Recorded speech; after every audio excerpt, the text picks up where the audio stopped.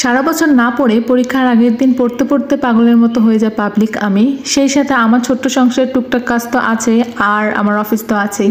Hello everyone, আমি Hafsa and welcome করছি আমার ছোট্ট মিনি ব্লগে। যে মেয়েটা সারা বছর পড়তে বসে না, সেই মেয়েটা কারেন্ট যাওয়ার পরে এখন পড়া থেকে উঠতেছে না, কারণ তার পরীক্ষা। আর এখানে ঘুম যেন না আসে, এই জন্য চা আর বিস্কিট নিয়ে বসে পড়েছিলাম। পরের দিন সকালবেলাতে শুধুমাত্র ডিম খেয়ে আমি বেরিয়ে পড়েছি। আর মনে মনে ভাবতেছিলাম যেন পরীক্ষাতে ডিম না পাই, কারণ কথাই বলে না যে পরীক্ষাতে ডিম খেয়ে গেলে ডিমই পাবো। তো এই তো রেডি হয়ে বেরিয়ে পড়লাম। প্রথমে গিয়ে আগে পরীক্ষার ফিসটা জমা করলাম, এরপর তো হেঁটে হেঁটে ক্যাম্পাসের দিকে যাচ্ছি। যে সময় বেরিয়েছিলাম অনেক পরিমাণে বৃষ্টি হচ্ছিল, আর আমাদের বৃষ্টি হয়ে যায় ক্যাম্পাস। যেহেতু বৃষ্টি হচ্ছিল তাই কলেজটা অনেকটাই ফাঁকা ছিল, আর এই সুযোগে আমি একটা ভিডিও করে নিয়েছি। আর এরপর হাঁটতে হাঁটতে চলে গিয়েছিল আমার এক্সাম হলে। তো গিয়ে দেখি কারেন্ট নেই, অনেকক্ষণ পর কারেন্ট আসে। যেহেতু আমি অনেক বেশি তাড়াতাড়ি গিয়েছিলাম তাই অনেকেই ছিল না, তো এরপর তো অনেকেই ধীরে ধীরে চলে আসে। আর পরীক্ষাটা আমার আলহামদুলিল্লাহ অনেক ভালো হয়ে, যত ডিম খেয়ে যায় না কেন। এরপর পরীক্ষা শেষে বেরিয়ে পড়লাম, আর সবাই এই যে পরীক্ষা শেষ করে বেরিয়ে পড়ছে। তখনও যেহেতু বৃষ্টি পড়ছিল, এই যে হাত বাড়িয়ে বৃষ্টি বিলাস করছি। এরপর চলে আসি সরাসরি অফিসে।